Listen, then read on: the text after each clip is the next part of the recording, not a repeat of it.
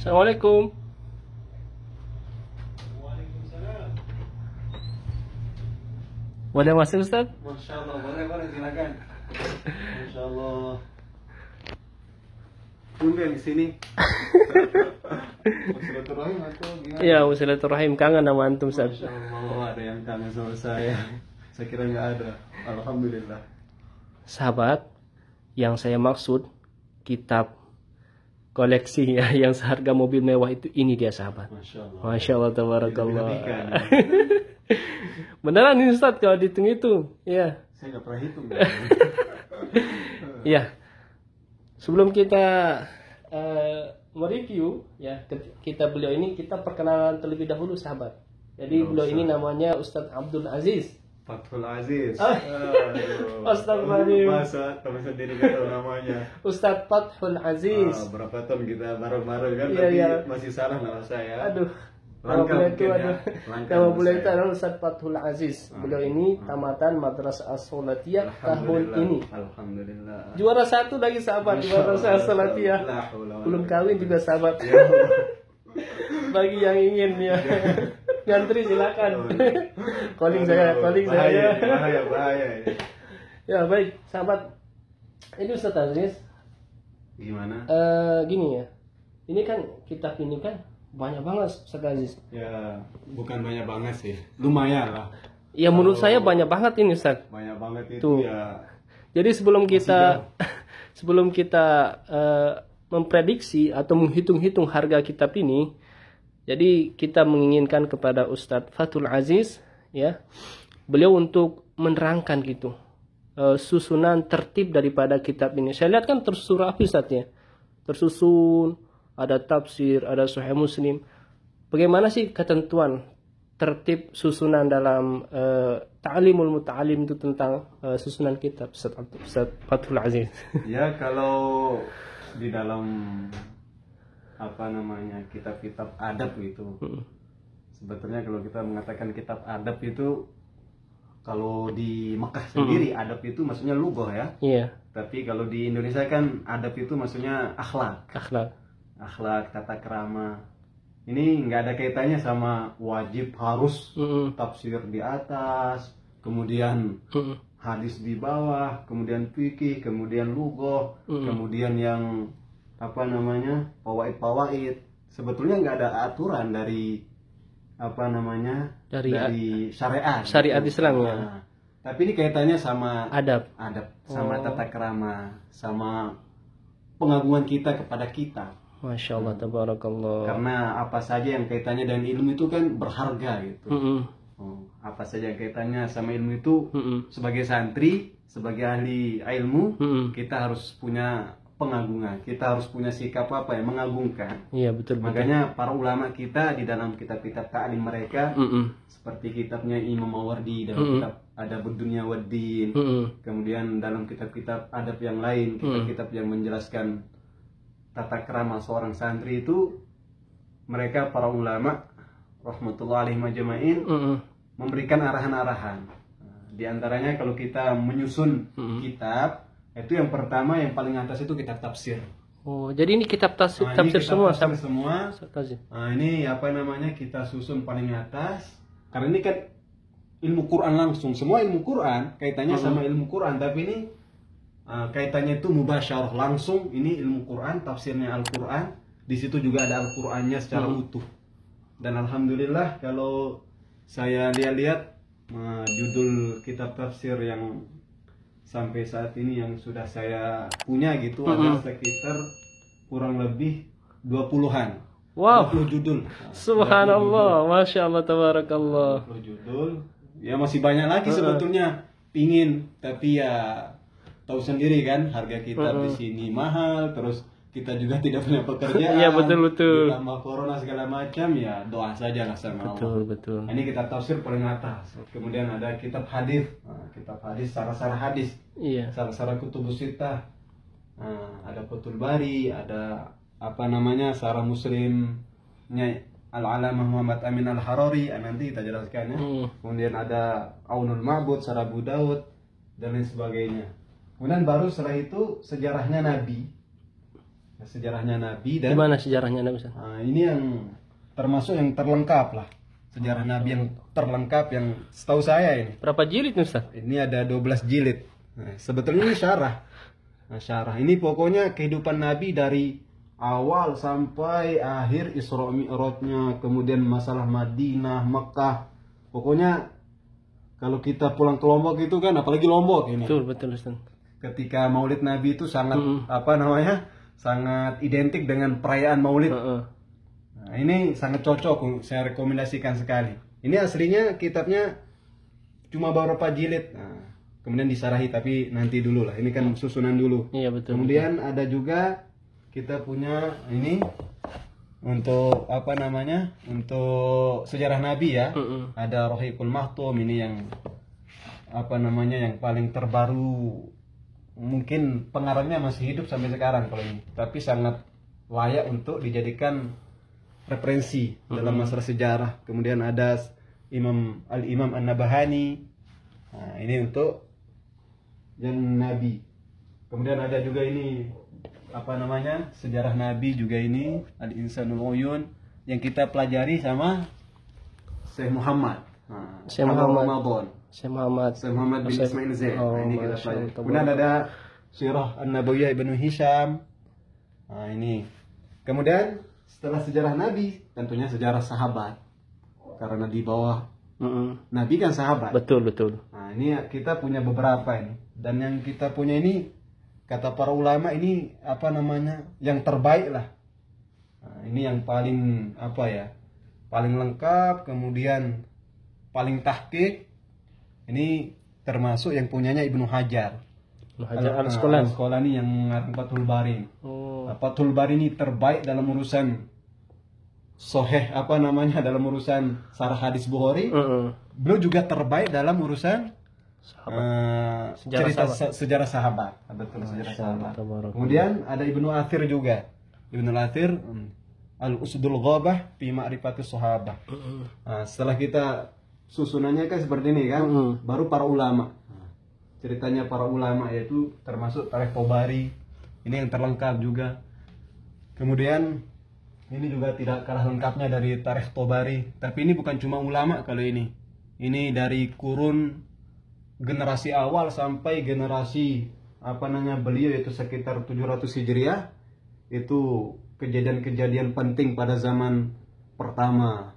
Kemudian kejadian penting zaman kedua, bukan cuma kejadian pentingnya. Ulama-ulama yang hidup pada waktu itu.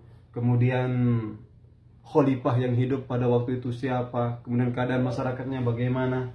Pokoknya kita kayak tenggelam ke apa namanya, lautan generasi awal. Generasi awal. Lautan. Ini kayak kita berenang di lautan generasi awal. Generasi kedua, ketiga ini. Masya Allah. Tapi ini enggak kalah lengkap daripada itu. Kalau ini bukan generasi awal, kalau ini ya, Al-Bidayah wan Nihayah. Ini namanya juga Al-Bidayah wan Nihayah, ini dari sebelum penciptaan kita ini. Penciptaan langit bagaimana, penciptaan bumi bagaimana, penciptaan apa namanya lautan bagaimana, sampai hari kiamat bagaimana. Nihayahnya kita kan hari kiamat. Iya. Surga, tapi neraka. Ini yang arangnya siapa, Ustaz? Ibnu Katsir. Ibnu Katsir yang punya tafsir yang kita pelajari di Sholatiyah kelas 5 kelas 6.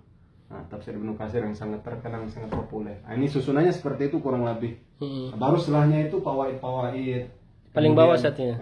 Fawaid banyak lah. Ada ini untuk yang nikah, ini Tuhfatul. Nanti lah kalau itu bisa dibicarakan. Soalnya saya belum nikah. Kalau saya udah nikah. Nanti antum baca itu sendiri aja. Ya, nah, ini susunannya seperti itu kurang lebih ya. Jadi tafsir, fikih, kemudian tafsir bab, hadis, fikihnya belum tadi ya. Tafsir, hadis, fikih. Nah, fikih di mana, Ustaz? Fikih ini fikih. Yang pertama al-fiqhul islami wa adillatuhu. Nah, ini Wahab Zuhaili. Nah, ini yang mazhab Syafi'i. Kalau ini 4 mazhab dikumpulkan seluruh pendapat-pendapat yang ada di dalam 4 mazhab. Pendapat-pendapat yang paling tahqiq di antara 4 mazhab tersebut. Kalau ini bukan 4 mazhab, kata pengarangnya sendiri bilang, ini bukan 4 mazhab ini, tapi seluruh mazhab yang saya ketahui saya cantumkan di sini. Masya Allah. Imam An-Nawawi. Ini wajib santri punya ini. Saya belum punya, Ustaz. Belum punya. Ya insyaallah mudah-mudahan. Ya mudah-mudahan. Mudah-mudahan. Punya ya. Saya punya dan saya baca, Ustaz. Amin. Beda dengan antum. Antum punya Amin. dibaca dan paham. Saya ini. Masya Allah, Aduh. seluruh pendapat yang saya ketahui kata beliau. Saya bukan cuma mazhab Syafi'i, bukan cuma 4 mazhab, tapi mazhab-mazhab yang lain, karena kurang lebih mazhab itu sekitar 20-an mazhab. Berarti bukan 4, Ustaz. Bukan, awalnya itu 20, tapi karena tergerus oleh zaman. Nah, zaman apa namanya, menyeleksi lah. Ada sebagian yang cuma bertahan setelah beliau wafat. Nah, apa namanya, mazhabnya juga ikut tidak tersebar karena anak muridnya tidak apa namanya, tidak menyebarkannya gitu. Ya, tidak dekat dengan pemerintah. Bukan. Nah, itu para muridnya itu tidak rajin nulis, sehingga tidak terbukukan dengan lengkap. Cuma pendapatnya itu dalam dinukil oleh ulama ini enggak. Beda sama mazhab yang 4. Kalau mazhab yang 4 itu kan memang terbukukan dari bab ibadah sampai bab apa namanya, bab raqabah, bab perbudakan. Nah, ini fikih, kita punya apa, al-fiqhul islami, kemudian al-majmu', kemudian ini kan Syafi'i. Nah, Syafi'i ini apa namanya, 4 mazhab. 4 mazhab. Nah, ini Maliki. Karena kita kan di sini guru-guru kita sebagian Maliki. Ya, mazhabnya Imam Malik ya. Ini Maliki dan apa namanya, sarahnya Muwatta. Sarah Muwatta dalam urusan fikih.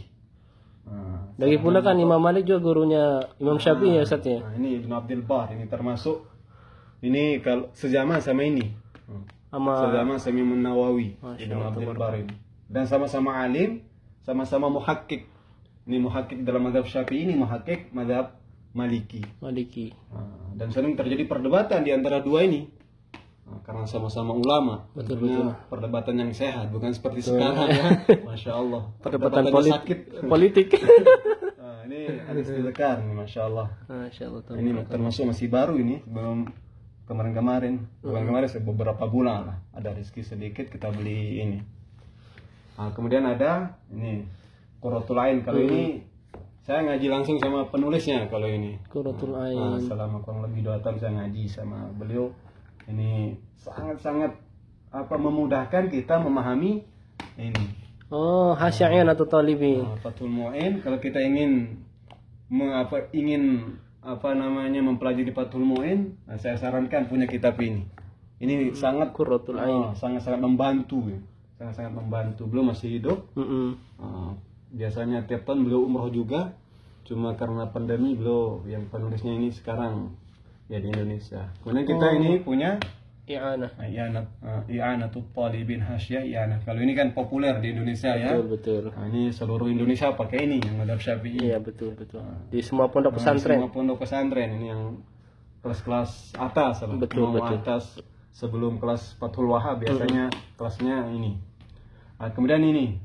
Ini Hasyiyata Al-Qalyubi wa Umairah. Kalau ini hasyiahnya sarah dari apa namanya, Kanzur Raghibin. Jadi dalam mazhab Syafi'i ini kan ada kitab yang sangat fenomenal lah.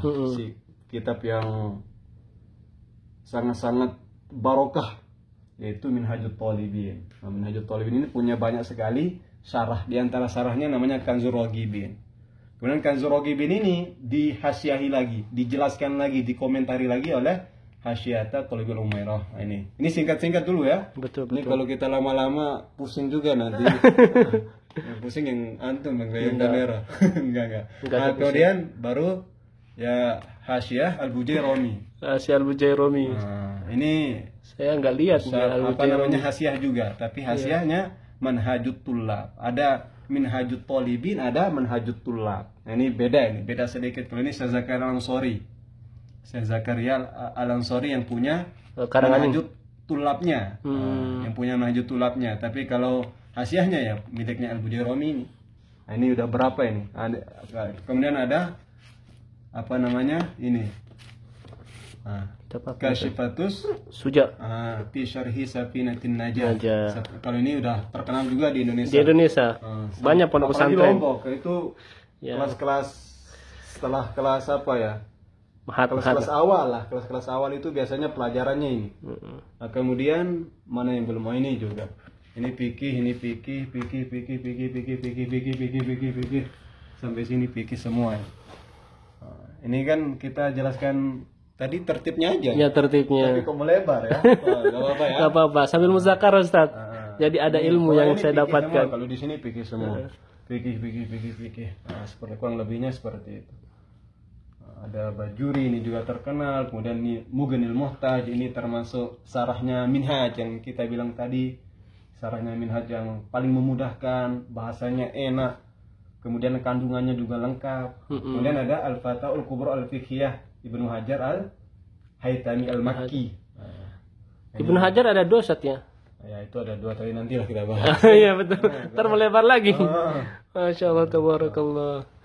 Ini fatwa-fatwa beliau, fatwa-fatwa fikih beliau. Saya punya beberapa fatwa, ada al-fatwa al-hadithiyah juga. Ada juga fiqh sunnah nih, saya sabik kan. Kemudian ada bidayatul muhtajid, bidayatul mujtahid, ini maliki juga. Sebenarnya ada itu yang mazhab Hambali, cuma saya titip di sana karena di sini sudah nggak ada tempat, jadi saya titip di kamar antum. Masya Allah, tabarakallah. Kurang lebihnya seperti itu ya. Ini susunannya. Susunan, baru susunan nih Ustaz. Baru susunan. Nah, Ustaz Aziz, kira-kira kan dari semua kitab yang ada di sini nih, kira-kira kan antum ya udah tahu semua kitab ini, misalnya sudah paham gitu. Satu persatu namanya juga. Dari semua kitab ini, kira-kira ada yang favorit nggak yang antum sering baca, yang antum senang gitu, senang tuh membacanya gitu? Ini pertanyaan sulit ini. Pertanyaan yang sangat-sangat sulit ya. Betul. Mana ya jawabnya? Karena bagi saya ya Allah, ini favorit semua ini. Favorit. Nggak ada yang nggak favorit ini. Ini warisan ulama. Ulama kita ya. Sangat-sangat berharga. Dari pertanyaan itu saya ingat perkataannya Imam Ahmad. Imam Ahmad belum mengatakan sami'tu an qalla rajulun ya'khudhu kitaban yanzuru fihi illa istafada minhu syai'an. Saya mendengar, kata beliau, dari guru-guru beliau tentunya. Beliau guru-gurunya orang-orang top. Betul. Beliau mengatakan saya mendengar dari guru saya sedikit sekali, bahkan jarang, bahkan tidak ada seseorang yang dia mengambil kitab kemudian dia membukanya pasti dapat faedah, pasti dapat manfaat. Makanya saya bilang semua favorit, karena saya buka ini saya dapat faedah dalam urusan sejarah. Misalnya saya buka Al-Bidayah wa Nihayah, saya dapat faedah dalam urusan sejarah. Saya buka yang sebelahnya, saya dapat faedah dari hadis. Saya buka yang fikih, saya dapat, pokoknya ya Allah, faedah semua lah, favorit semua. Akan tetapi saya teringat juga kata-kata Syekh Mustafa At-Tilmisani, termasuk guru favorit. At-Tilmisani ya? At-Tilmisani. Itu guru favorit sekali. Favorit ya, betul. Saya juga. Kayaknya seluruh sholatiyah kalau ditanya favoritnya siapa? Syekh Mustafa. Yang paling alim siapa di Mekah, kayaknya Syekh Mustafa. Iya, betul. Wallahu ta'ala alam ya. Wallahu ta'ala. Itu belum mazhab Maliki. Tapi ilmunya itu kalau saya bilang itu kal bahri wakas sufuni yajri fil ma gitu. Masya Allah, seperti tabarakar rahman. Lautan ilmunya itu seperti apa ya? Seperti kalau bahasa Lomboknya sampah. Seperti perahu yang ngalir di lautan. Nah, itu beliau itu nggak ada titik komanya kalau bicara ilmu itu war ya Allah. Pokoknya alhamdulillah mata kita bisa melihat ulama seperti itu ya pada zaman yang sekarang. Belum mengatakan padahal mazhab Maliki ada 2 ulama dalam mazhab Syafi'i yang hati saya begitu cinta sama 2 ulama tersebut. Yang pertama Imam Al-Ghazali, yang kedua Imam Ibnu Hajar Al-Asqalani. Maka saya pun meniru ucapan beliau. Untuk menjawab pertanyaan antum itu, favorit saya karangannya Ibnu Hajar, yaitu Fathul Bari. Masya Allah, ini kan pernah kita muzakarah juga. Betul Nah, betul. Bukhari kan pas dulu setiap habis maghrib kita muzakarah betul. sama teman-teman di sini. Mm-mm. Nah, ini termasuk lautan faidah lah. Lautan faedah. Tidak ada Heeh. apa namanya sarah yang lebih baik daripada Fathul Bari. Sarah terbaik dalam urusan menyarahi, mengomentari Hadis. hadis Bukhari. Sahul Kutub ba'da kitabillah Bukhari. Tapi sarah terbaiknya bukan Bukharinya. Bukharinya terbaik tapi punya sarah terbaik. Sarah itu kalau bahasa komentar untuk menjelaskan makna-makna dalam Bukhari itu. Kitab Bukhari. Yang terbaik itu punyanya Ibnu Hajar Al-Asqalani. Yang ini Masya Allah. Masya Allah, Megangnya aja Tabarakallah. Masya Allah. Ada rasa Ustaz ya? Ada rasa. Coba kalau saya pegang. Enggak ada. Repot. Repot. Ini apa namanya? Kenapa Syekh Mustafa sangat cinta? Baru kemarin belum bilang. Masya Allah, sebelum kita libur dari tadi pagi kan belum bilang. Betul. Kenapa saya sangat sangat cinta sama Ibnu Hajar. Saya sangat mengidolakan Ibnu Hajar, kata beliau. Karena Ibnu Hajar ini tidak akan membahas satu permasalahan kecuali seluruh yang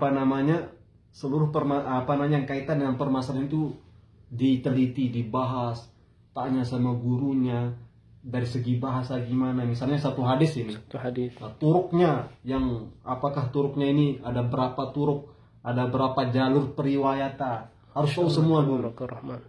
Kemudian betul-betul tahu hukumnya hadis tersebut. Nah, setelah tahu turuk kan berarti tahu hukumnya hadis tersebut. Setelah itu dari segi bahasa dari segi bahasa ini artinya apa, kemudian dari segi fikihnya gimana, dari segi mantiknya gimana, pokoknya ajib, pokoknya seluruh, atau dalam bahasa kitabnya namanya al-istiqsa. Satu permasalahan, semua yang kaitan dengan masalah itu dibahas, diteliti, dipretel, seperti itu. Makanya saya sangat senang kata beliau Ibnu Hajar Al-Asqalani. Nah, ini yang menurut saya yang favorit lah. Itu aja lah. Ya, tentunya yang lain juga favorit, tapi betul. Nah, saya ikut guru saya gitu. Guru kami lah. Guru kita. Guru kita ya. Bukan guru kami, guru kita. Saya kira saya aja punya guru. Guru kita lah, bilang guru kita. Guru antum juga kan. Iya, betul. Guru kita lah. Gitu. Insyaallah kurang lebih seperti itu. Kita ringkas ya. Iya. Kalau yang lain ya Masya Allah. Masya Allah, tabarakallah. Nah, Ustadz, kan kita udah tahu kan, ini kita banyak banget Ustadz kan, banyak banget menurut saya. Sedangkan antum itu di Makkatul Mukarramah lah kan, di kesehariannya. Artian nggak kerja gitu. Paling dulu kalau sebelum corona ya kerja guide itu pun nggak setiap pas libur, nggak sesering mungkin gitu, nggak seperti orang yang memang betul-betul di Mekah ini khusus untuk kerja gitu kan. Kalau antum di sini menuntut ilmu di Madrasah As-Salatiyah, sedangkan mohon maaf nih ya, Madrasah As-Salatiyah tidak memberikan mukafaah kan, nggak seperti Mahat Haram. Jadi nggak ada sumber dana yang betul-betul kontinu masuk kepada antum itu. Bagaimana sih caranya antum bisa beli kitab yang sebanyak ini, Ustaz? Kalau kita mungkin, kalau menurut saya, kalau misalnya dikalkulasikan harganya ini kitab ini bisa kita membeli mobil mewah, Ustaz. Bagaimana sih? Bagaimana, Ustaz? Bagaimana caranya bisa dapat antum beli kitab sebanyak ini, Ustaz? Kalau caranya ya apa? Ada barang, ada uang, ada barang. Ada uang, ada barang. Tapi yang sebetulnya pertanyaan yang cocok itu menurut saya motivasi saya. Motivasi antum betul. Motivasi yang melatar belakang. Dari situ kan, dari motivasi itu orang akan bertindak. Betul. Motivasi saya tentunya lillahi ta'ala. Lillahi ta'ala ya. Kenapa saya bilang motivasi saya lillahi ta'ala? Untuk mencari ridha Allah. Dari pertanyaan antum juga saya teringat, ini pertanyaan antum ini luar biasa ya. Saya teringat kalam-kalamnya ulama jadi. Iya betul. Termasuk saya ingat perkataannya sebagian ulama. Beliau mengatakan, para ulama, hifdzul lughati alaina fardun ka hifdzis salati. Masya Allah, tabarakallah. Falaysa yuhfadhu dinun illa bihifdzil lughati. Jadi menjaga lughah, menjaga bahasa Arab supaya kita bisa memahami ini, itu fardu ain. Fardu ain. Sebagaimana fardu ainnya menjaga sholat. Masya Allah, tabarakallah. Maka agama ini tidak bisa dijaga kecuali dengan menjaga kitab-kitab ini, menjaga bahasanya, menjaga pemahamannya. Maka yang memotivasi saya ini, nah, saya ingin agama saya tetap ala tariqatil mustaqim, ala tariqil mustaqim, tetap di jalan yang lurus. Kita punya pemahaman yang lurus, maka diperlukan alat ya. Ya, betul. Maka ini yang pertama, lillahi ta'ala, untuk menjaga agama saya. Betul. Maka saya harus punya kitab-kitab yang membantu saya memahami agama ini dengan benar. Ini yang pertama yang memotivasi saya. Kemudian yang kedua, saya juga teringat kata sebagian para ulama. Saya pernah dengar tapi saya belum tahu sumbernya. Betul. Kalau yang tadi itu saya baca di kitab Al-Qamus Al-Muhit yang tadi kita bahas di sana. Tapi kalau yang dua ini saya dengar ulama tapi saya belum menemukan sumbernya dari mana. Karena biasanya kalau saya pribadi sendiri, kalau saya dengar kalam ulama, saya nggak sekedar dengar, tapi saya cek lagi di kitab. Karena itu kata guru saya, kalau kamu dengar kalam ulama, kalau kamu dengar kalam guru kamu, terima. Tapi setelah itu jangan ditulis hanya dengan mendengar, tapi cek di kitab. Kenapa? Karena kadang para ulama itu ada satu huruf yang kurang, ada dua huruf biasa, karena pakai hafalannya kan. Betul. Tidak semua orang punya hafalan kayak Imam Syafi'i. Apa yang beliau dengar dari awal sampai akhir nggak ada yang dikurangi, maka perlu rujuk ke kitab, perlu kembali ke kitab untuk menyesuaikan. Nah, sehingga kita bisa nulis. Saya pernah mendengar satu kalam yang menurut saya sangat luar biasa. Bunyinya seperti ini: Majidut tajir fi kisih, Majidut tajir fi kisih, wa majidul alim fi kararisih. Artinya Ustaz? Artinya saya kira paham ini. Untuk ini ya, untuk yang menonton nanti insyaallah ya, kalau ada yang nonton. Majidut tajir fi kisih. Kemuliaan pedagang itu kalau punya kis, kalau punya plastik yang berisi barang-barang atau keranjang lah bahasa kita. Masya Allah. Punya keranjang, di situ barangnya banyak untuk didagangkan. Itu kemuliaan, itu baru dia namanya sukses pedagang. Lama wa majdul alim fi kararisih. Sedangkan kemuliaannya orang alim, kebanggaannya orang alim itu kararisih, lembar-lembaran kitabnya. Makanya itu yang ya Allah, saya mikir, saya harus punya kitab banyak. Dan dibaca saat ya. Al-Majdu, karena itu Al-Majdu, kemuliaan kita yang harus dibaca. Jangan sebagai pajangan aja. Betul itu.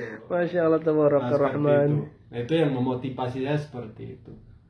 Tentunya itu taufik dari Allah ya. Maksudnya pertolongan dari Allah. Nah, kira-kira Ustaz, kan sebagaimana apa yang saya buat judul gitu di video ini. Jadi kira-kira benar nggak kalau misalnya dihitung-hitung ini kitab antum ini yang sebanyak ini, kalau direalkan dan diuangkan ke rupiah, bisa nggak kita beli mobil ini, Ustaz? Mobil mewah. Ya Allah, saya nggak pernah hitung masalahnya. Maksudnya nggak pernah hitung, nggak mau ngitung juga. Nggak mau menghitung juga. Jatuhnya, banyak juga nyari segala macam. Tapi menurut saya, Ustaz, bisa kayaknya dia. Itu ada sekitar 70 jutaan kayak. Ini aja mahal banget nih. Mahal ini. Ya, kalau di Indonesia 3,5 juta. 3 juta ini. Kalau belum yang ini. Belum yang di bawah ini. Kalau saya ingin menjawab pertanyaan antum yang awal tadi sebetulnya. Dari mana bisa dapat kita semuanya? Dari Allah tentunya. Dari Allah tentunya, betul. Dari Allah melalui hamba-hambanya yang hamba-hambanya yang baik. Alhamdulillah di sekeliling saya banyak orang-orang baik. Masya Allah, tabarakallah rahman. Tahu saya mondok di sini, akhirnya ada sebagian yang menitipkan untuk beli kita. Masya Allah, tabarakallah rahman. Ini juga saya jazakumullah lah. Jazakumullah. Orang-orang yang membantu saya selama saya di sini. Terima kasih. Mudah-mudahan Allah balas dengan sebaik-baiknya. Amin ya Allah ya Rabbal Alamin. Bagi yang membantu itu, berkah bagi dia, berkah bagi keturunannya, dan bagi umat tentunya. Kurang lebihnya seperti itu. Dan membantu lagi. Itu ya, kita jangan berharap. Tapi kalau ada, alhamdulillah. Jangan nolak. Baik sahabat, dicukupkan sekian terlebih dahulu dari video saya ini semoga bermanfaat Amin. dan memberikan faedah kepada penonton dan kepada kita semuanya. Amin ya Allah ya Amin. Rabbal Alamin. Dan saya ungkapkan jazakallah khairul jaza kepada kiai kita, ustadz kita, Ustadz Fathul Aziz ya, tamatan Madrasah As-Salatiyah tahun ini juara 1. Belum kawin ya. Ya mau. Jazakallah khairul jaza ya. Saya juga yang membuat video ini dapat ilmu juga gitu. Ya, semoga sahabat ya yang menonton video ini dapat ilmu, dapat motivasi. Amin. Dan Allah Subhanahu wa taala mudahkan langkahnya, rezekinya untuk bisa datang ke tanah suci Mekah maupun Madinah, baik melaksanakan ibadah haji maupun ibadah umrah. Dan bagi yang ingin menuntut ilmu di Mekah ya, di Timur Tengah khususnya di kota suci Mekah, semoga Allah mudahkan langkahnya, rezekinya dan segala macam halnya. Amin ya Allah ya Rabbal Alamin. Mohon maaf kalau ada kekhilafan dan kesalahan. Akhirul kalam, wassalamualaikum warahmatullahi wabarakatuh.